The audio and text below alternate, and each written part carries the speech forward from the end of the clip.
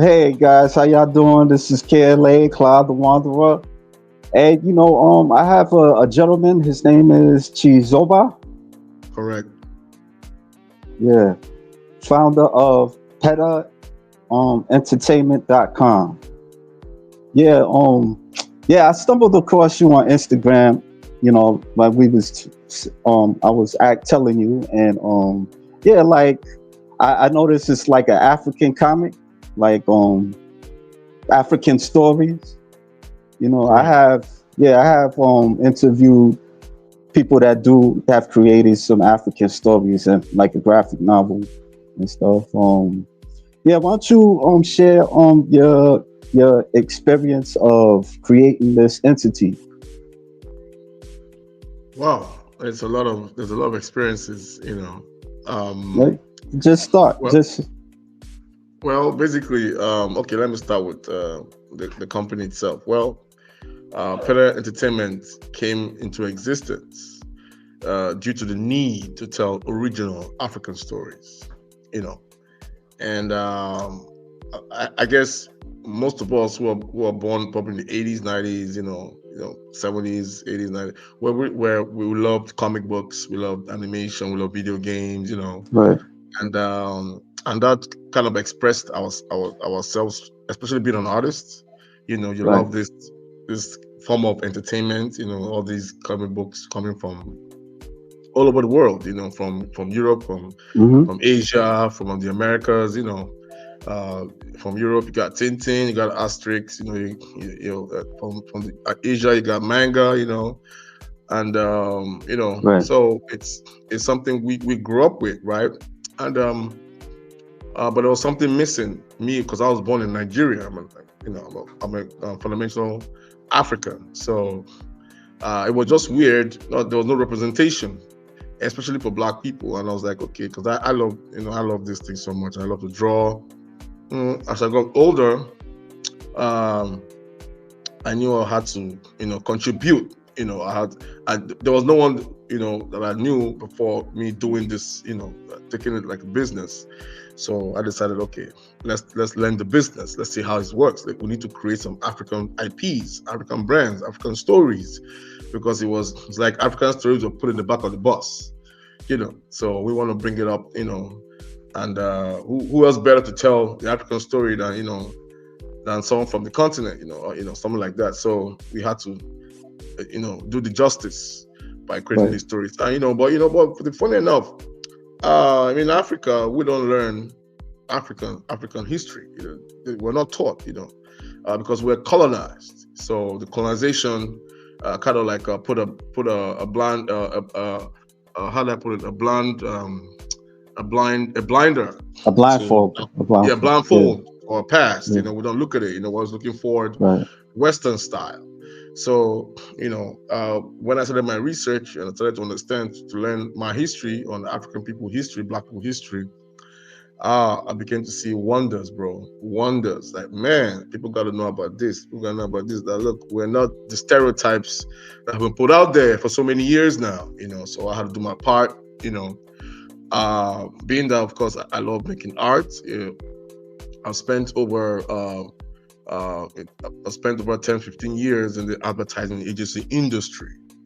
So I've been a creative director for so many advertising agencies, worked in the field of branding and all that, So, but that kind of shaped me to understand the path to follow when it comes to design and creating this company.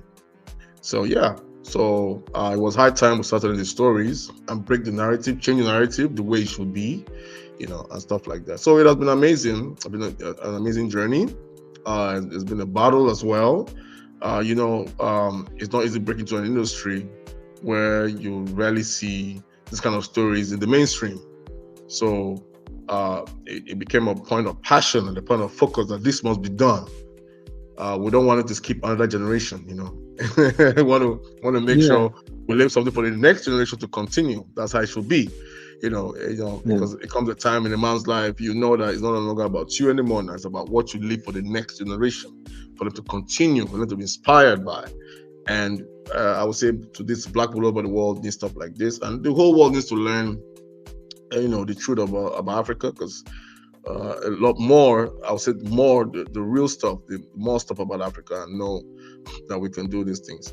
And being someone who's been a fan of anime all my life, I love anime from the first time I saw it back in the early '90s when it was Ninja Scroll. It was one of the first animes I saw. Although I Yeah. was already watching. Wow. Yeah. Oh yeah, so Yeah. wow, yeah.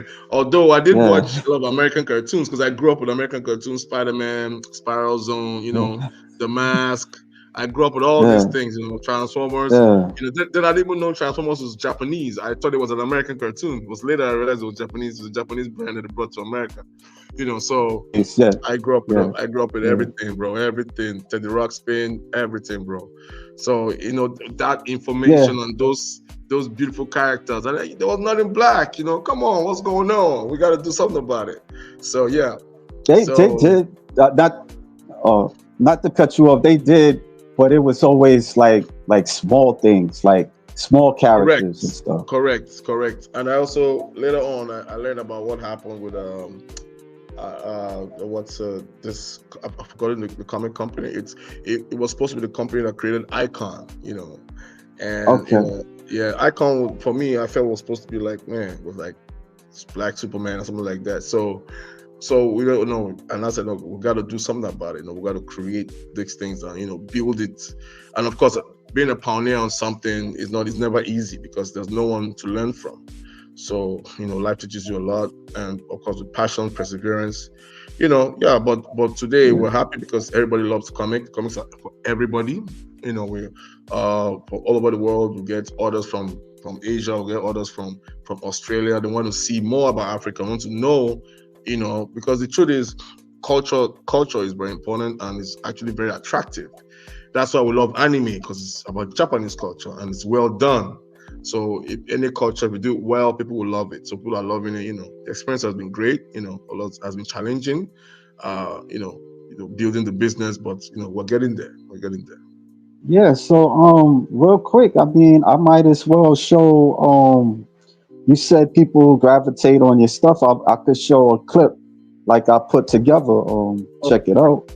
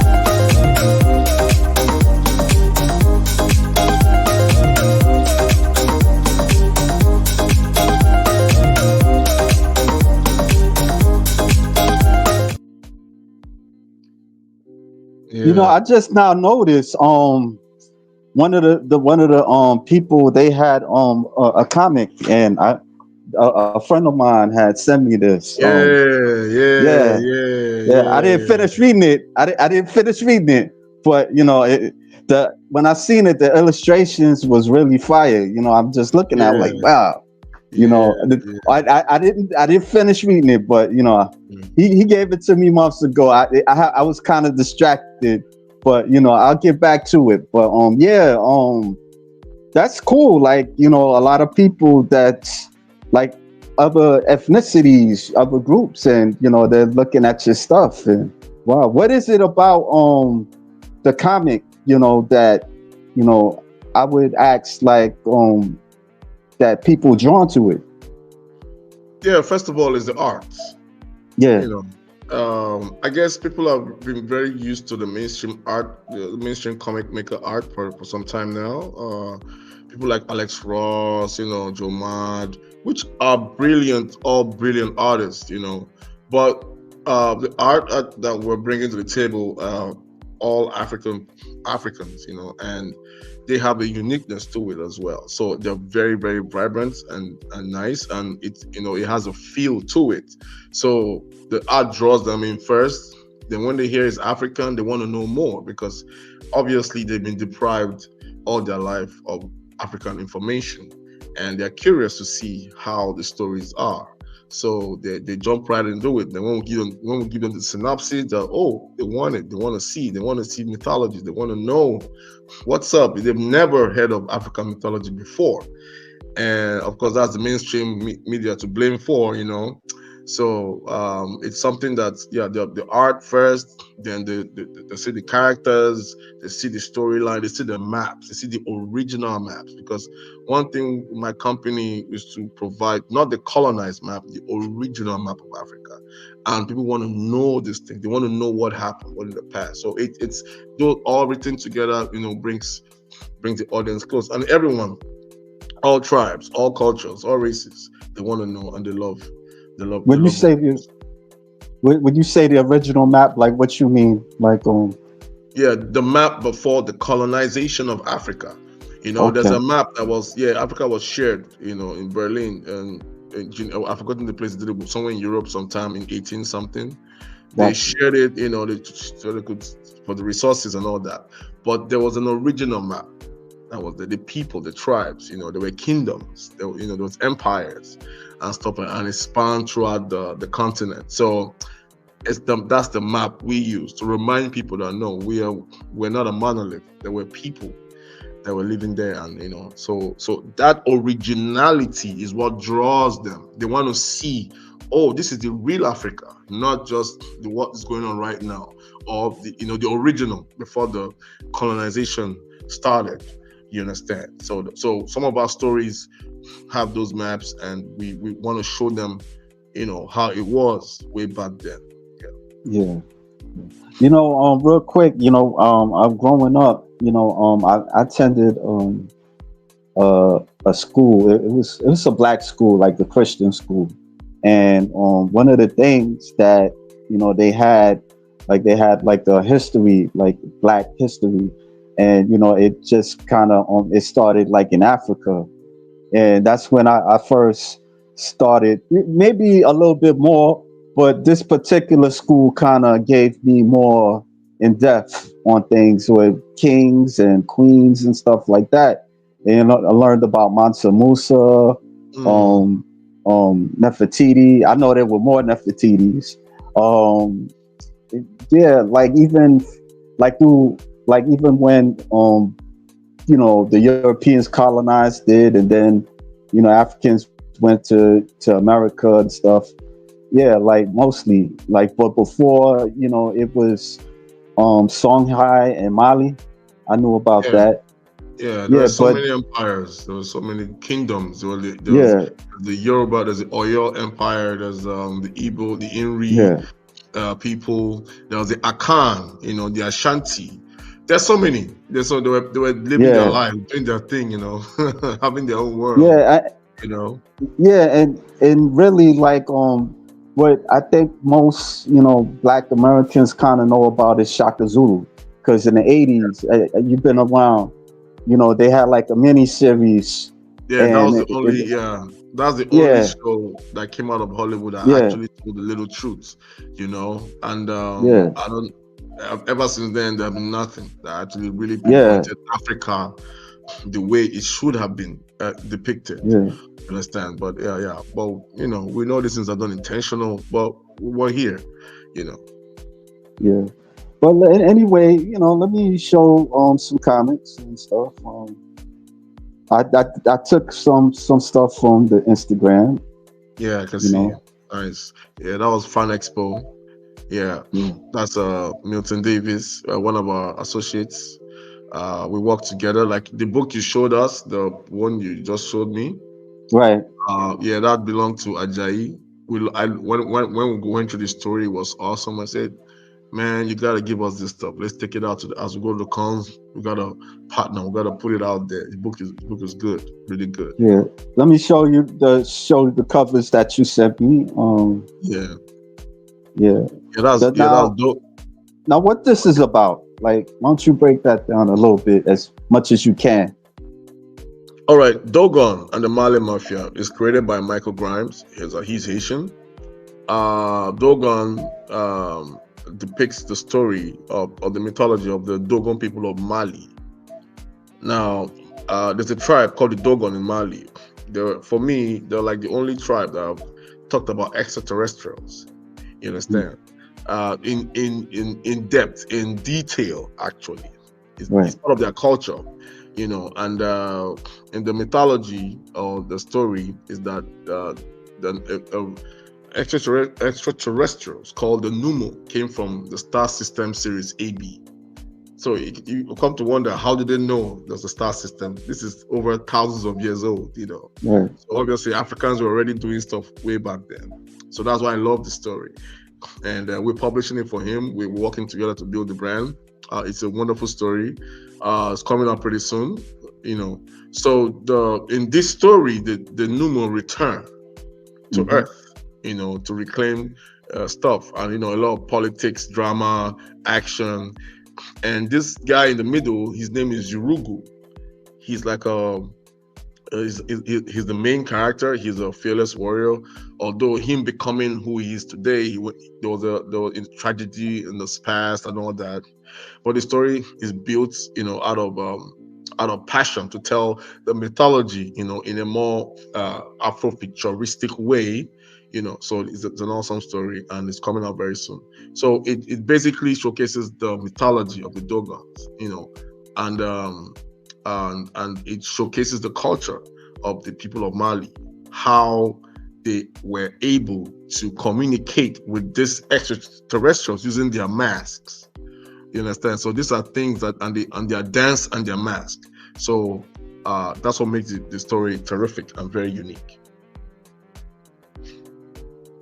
Okay. Yeah. Yeah. That's interesting. Okay, this is Chayoma, one of our best. Um. Okay, Can you hear talk me? about this. Yeah, I can hear you. Oh. I can hear you.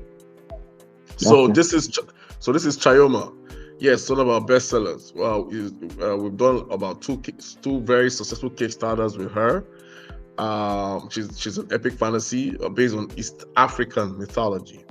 She's actually part of Mm. a group called Lazy, but this is her solo series. The book is fire. Everyone loves it. It sells like Mm. it sells like cake, like cookies. People Yeah. love it because the Mm. story is very nice, action packed. It's kind of like, I'll say, mixing Game of Thrones and Lord of the Rings. You have that ruthless politics. You have that fantasy, magic, action, monsters, creatures, demons. Mm. All, and the story is centered around original mythology from Southeast Africa. So Okay. it's a new take, a new dive, very juicy, very interesting, and the art is amazing. Mm.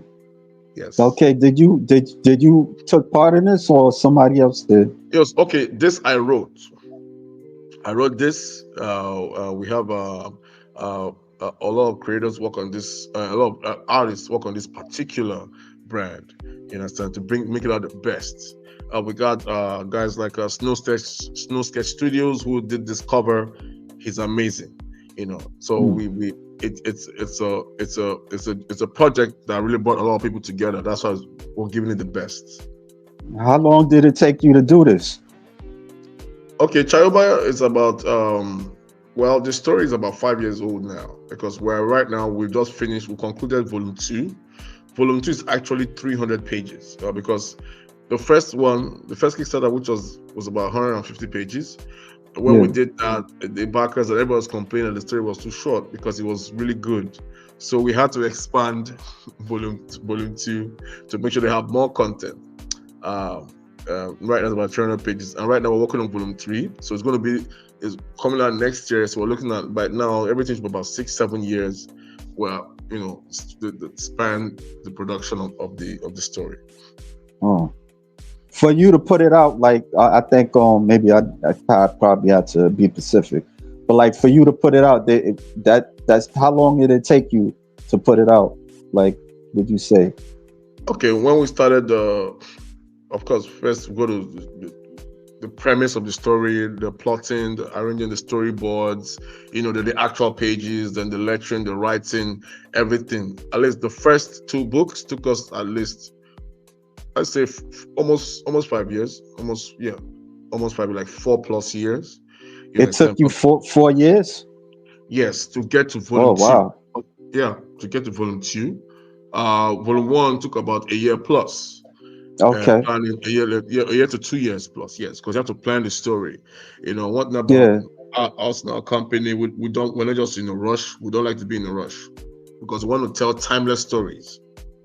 Take our Oh, time and, and write great stories. And I learned this from the writer and creator of Game of Thrones. You can see it takes him okay. years to write. That's why we all love it because it's Yeah. a lot of thought process, a lot of mind Got bending you. to get the right flavor, so that when you watch it, like, wow, what a story. So we don't rush. We take our time, follow the ethics of writing and make sure we'll give a great job. Hmm. Like let's say you get like writer's block. Like how long would it take you to just even like get into the story again and write it? Again, yeah, okay. For me as a writer, the longest Right. writer's block I've had was about 4 months.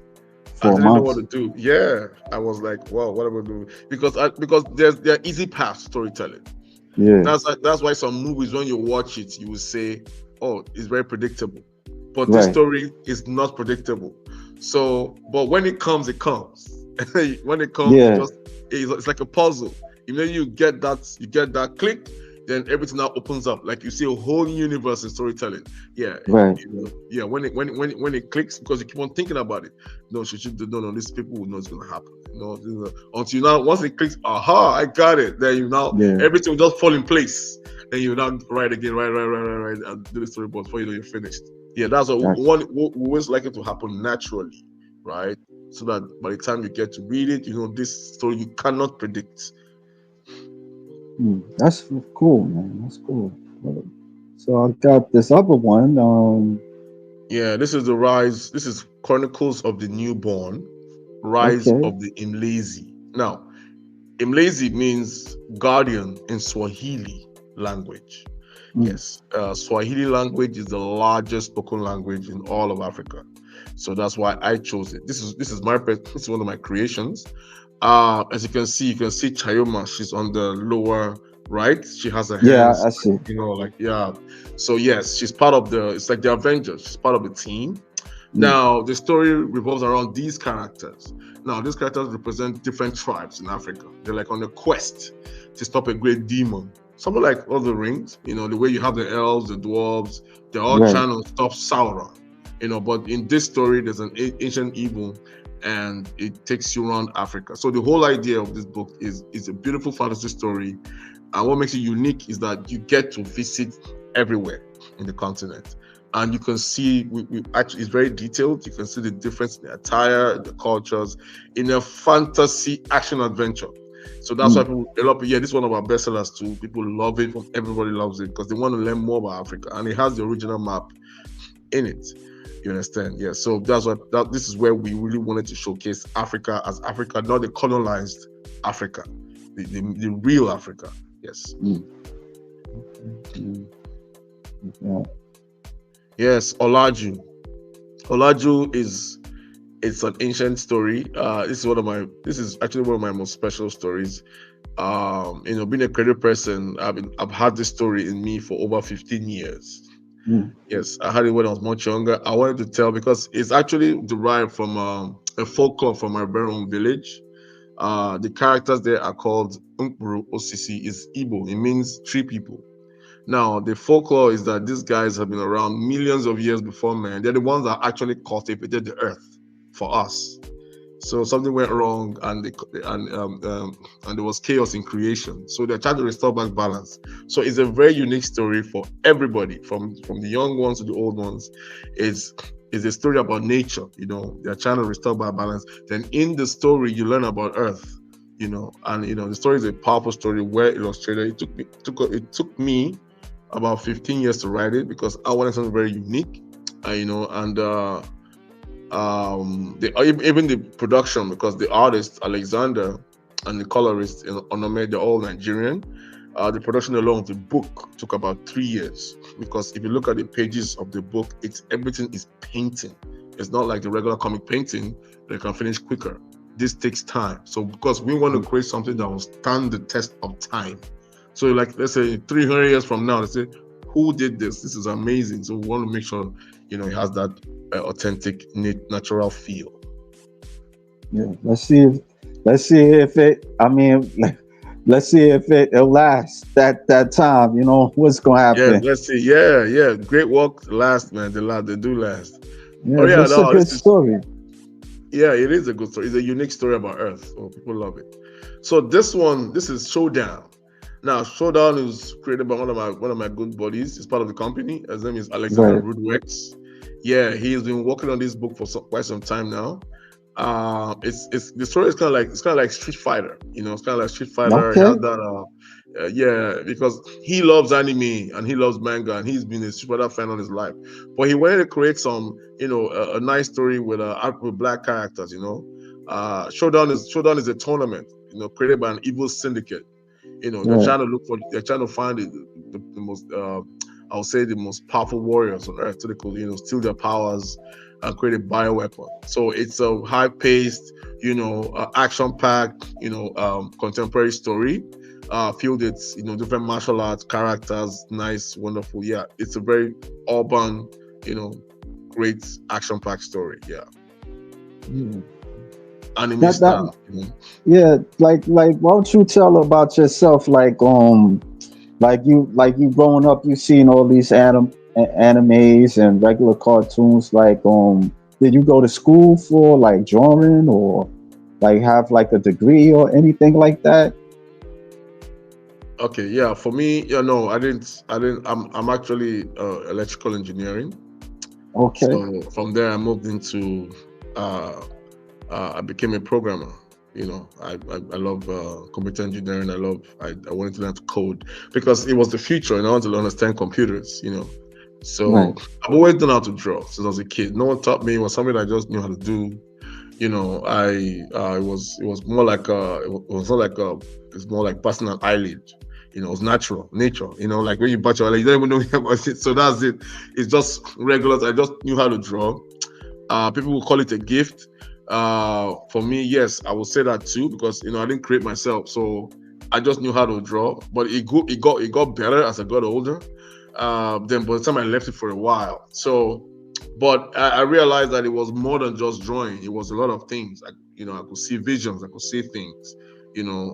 So that's how I was able to work in the advertising agency industry for about 10 years. I was a creative director for so many different agencies. So I could create some of the adverts you've seen. I was creative director, and done a lot of designs over the years. So it was more than that. It was a design thing. It was a creative thing. So I really love that. One of my passions, and I was getting paid for it. So it was instinctive. Most of the things I do is instinctive.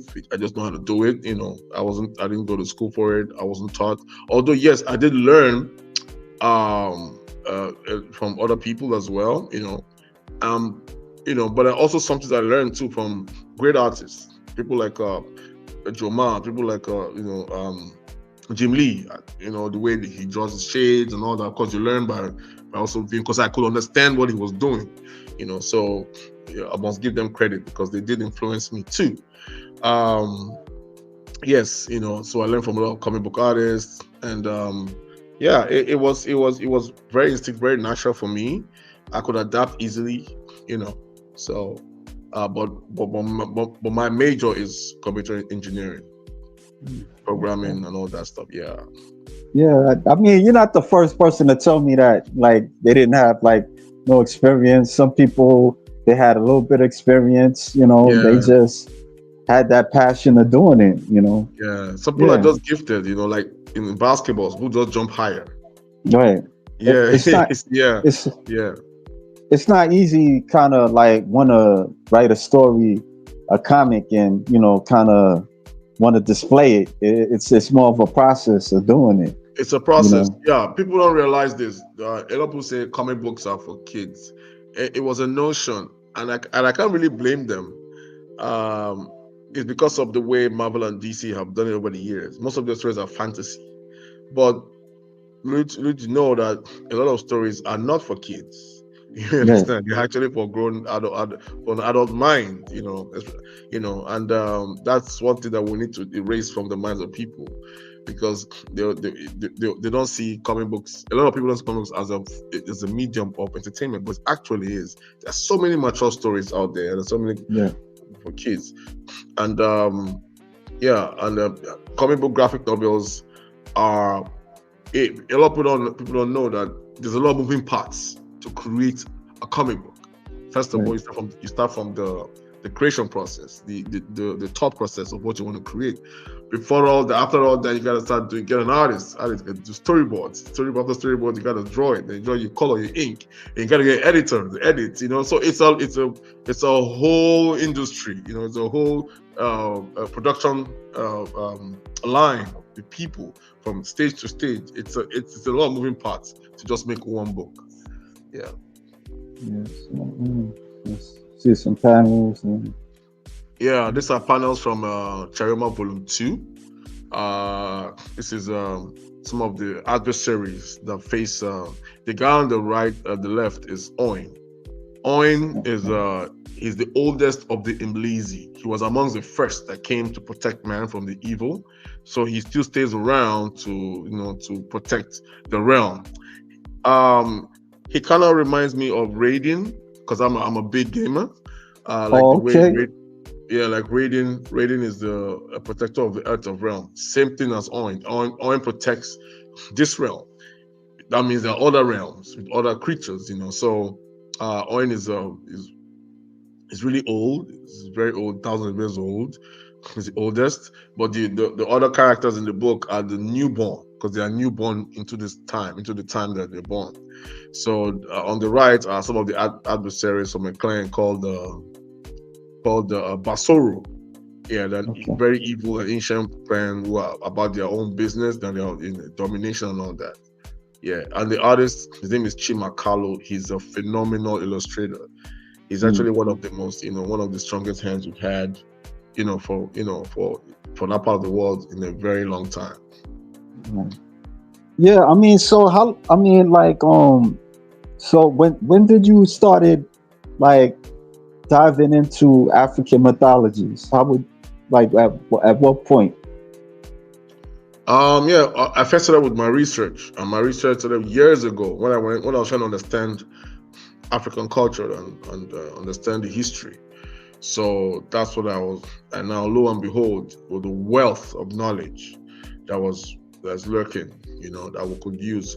So, being a creative person and someone who has lived almost all his life playing video games and reading comic books, it was a joy for Right. me to find that, and I started learning how to adapt it. Now, if you notice, the Chronicles of the Newborn Rise of Lazy comprises of so many different cultures. Now, there was there was there was a reason why this happened, because I myself am from the Igbo tribe of Nigeria. I wanted to tell a story about my people, like our ancestors and everything. But when I started searching African history and cultures and mythologies and everything, and I realized that, man, there was so much for me. I couldn't just tell about myself. I got to tell more about, because I didn't know who else was doing at the time.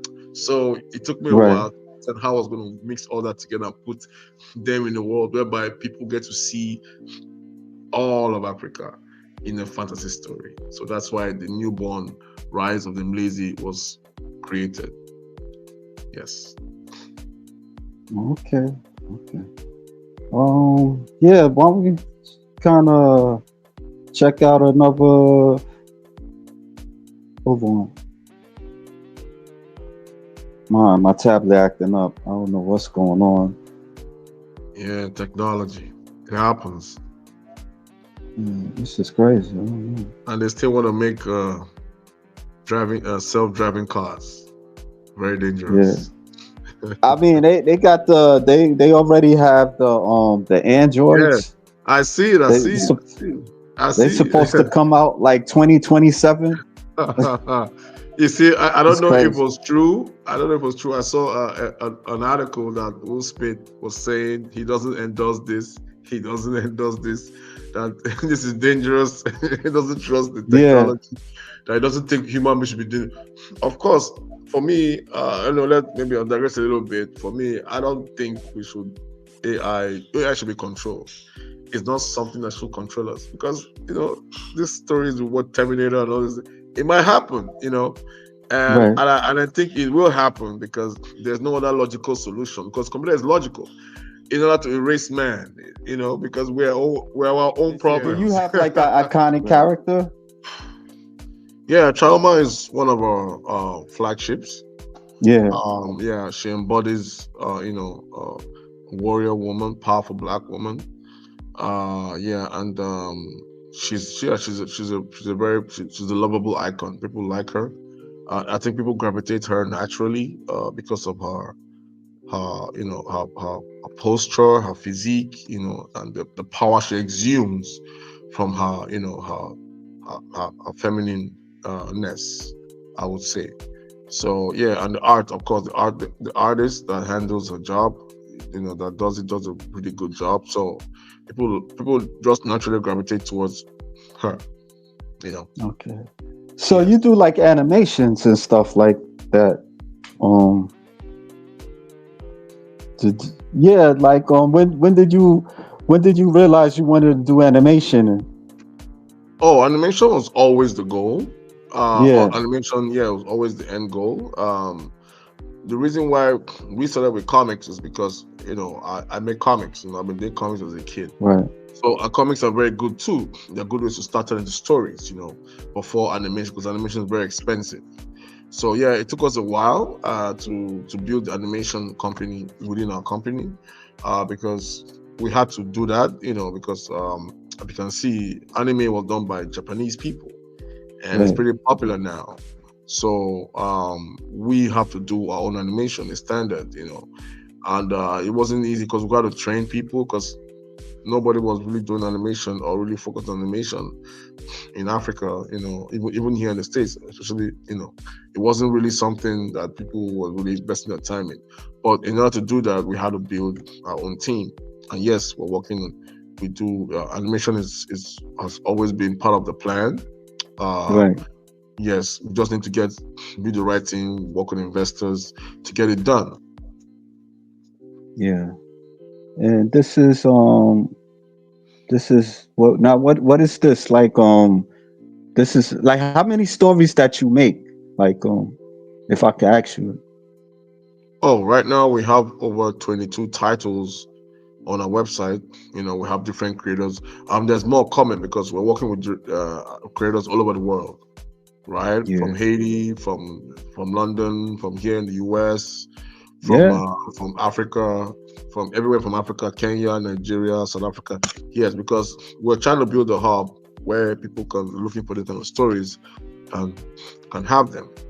You understand? We don't want just to have just a few stories. We want to make sure there's abundance uh, of African stories, and this is part of us like doing justice to a lot of stereotypes and stuff going out there for centuries now.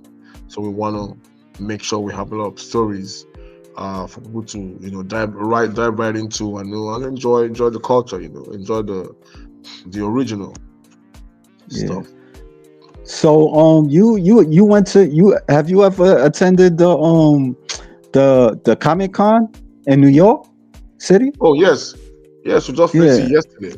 We just Oh finished yeah. New Oh, Comic Con. recent, Yes, just recent. Wow, that's cool. yeah. Like, how was Oh, it for you?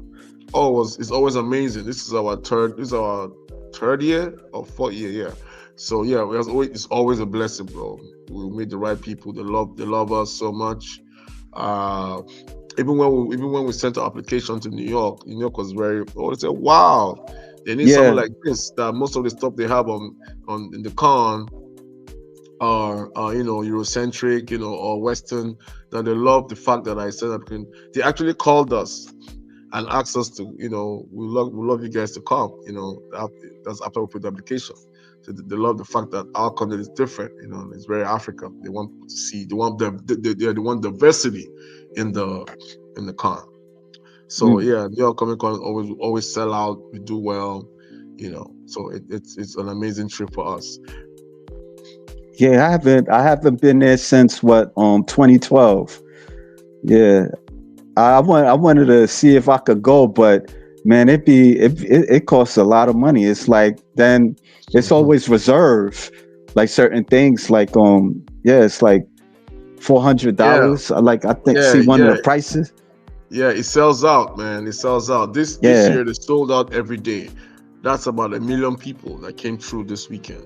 It was crazy. yeah, It was yeah, crazy. It was crazy. It was packed. And Jarvis Center is supposed to be one of the largest convention center in the US, the Western Hemisphere.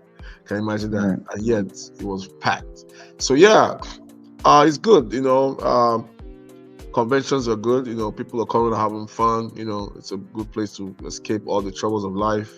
Those those 4 days. So yeah, it's always amazing for us. Amazing experience. We meet, even we have returning customers, and we have new customers that are really enthusiastic about what we do. They love our art. They love our stories. They want to know more. They want to purchase more and stuff like that. Okay. Like Mm. yeah, like so like how many comic conventions that you go to attend to? Oh, in a year, Yeah. we try to go as much. At least in a year, we'll do like 10, 15. I think there in between. I've never ever sat out to really count it, but we just do it. We just go. At least in a year, we'll do like 15 cons. We go to everywhere, up north, down south, east, west. New York Comic Con LA, Rose City. Anime Expo, anime. Well, everywhere as much as we can, though, because we can't still go to all the cons. There's so much cons in the US, unless maybe most of us become omnipotent, can be everywhere at the same time. So we just go for, we just try and meet up some of the cons. Yeah. Wow. Yeah, I see a lot of black Americans. Well, they appear to be black Americans. They like your stuff, Yes, they So do. They love it. Yeah, they love it because it tells them a lot of, truths and histories, things that they want to learn, things that they need to know, and they love the fact that it's representation for them because some people that look like them, and they enjoy it, and they love the stories, and they always encourage us. They want us to do animation because we all love anime, right? But representation matters. They want to see animated characters, black animated characters, more of that. So I guess that is a need they need to fulfill. So it's right, always amazing. They love it. They love us so much. Yeah, they do. right. Yeah. Yeah, yeah. That's pretty good. Let me see some other stuff. Good show a little bit. Hopefully this don't act up. And yeah, it's another fan. Yeah, like how many people that go to your venues? Like, would you calculate? Most of the cons, the lowest con I've been to is 50,000. 50,000 people coming to each con. Yeah, the highest is New York. But most of the cons is the lowest amount of people is 50K. You know, Mm. every day. Yeah. Yeah, that's pretty cool, man. Like, yeah, yeah, you have a lot of there's a lot of rich culture in these comics. I see a lot of time. It's like time consuming. Like how often do you work on like these stories and with the illustrations? Do you do some of the illustrations? I've not done that in a while. Okay. Yeah, and the early years ago, the first comic book I did myself. because no one else started the brand. I wanted to, I did it myself.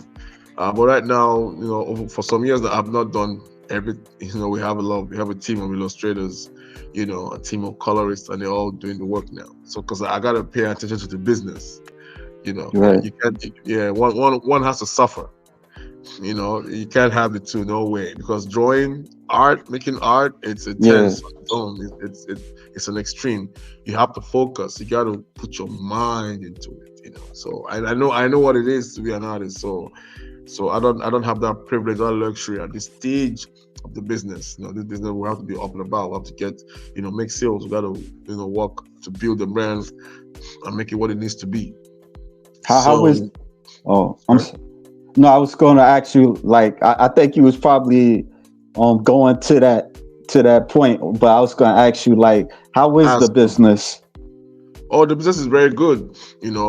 It's very good because you have to understand how you have to once you have an understanding of what business is and growth. The business is very good because we grow, we understand, we build a plan. We, of course, we make mistakes, and from mistakes we learn.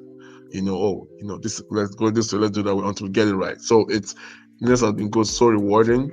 Um, we sold a lot of books, we sold about 30,000 books, and we made amazing people.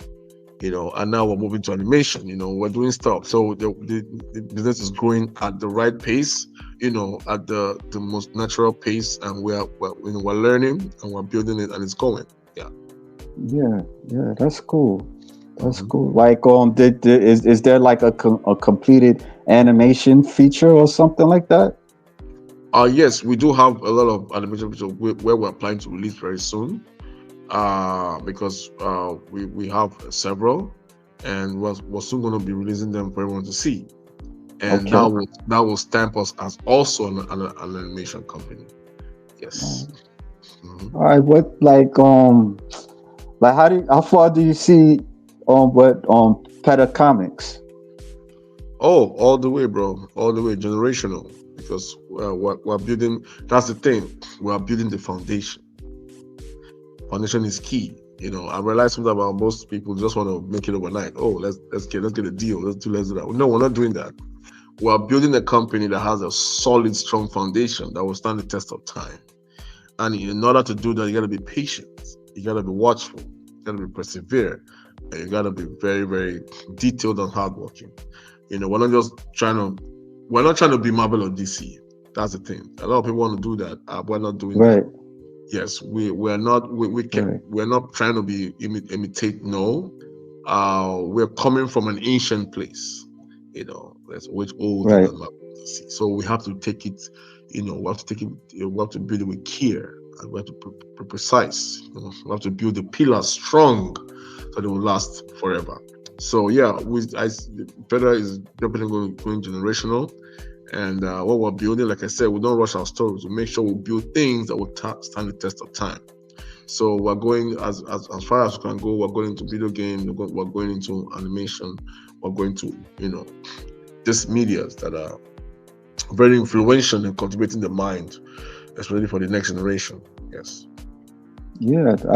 I mean, it sounds authentic. It really sounds authentic, and I wish you the best, and Thank you, thank you sir. Thank you for so giving much me for the the interview. opportunity to talk with you. Oh, thank you. No, I thank you for giving me the opportunity to to talk about what we do. I appreciate that for reaching out. Yeah. All right, folks. Why don't you tell the viewers like where to reach you? Instagram, and is there other like a website that you also have? Yes. On Instagram, you can reach us at Peda Comics. On TikTok, it's at Peda Entertainment. Okay. Our website is www.pedaentertainment.com. With All that, you can reach us out, check out our books. They're for sale online on our websites. We have a lot of stuff coming. Definitely. We have more content, more action, more everything, more original African stories coming. right. Well, I'm gonna stay tuned for that, man. And thank you again. Please do. Yes, please do. Yeah, Thank you so no much. doubt. All right.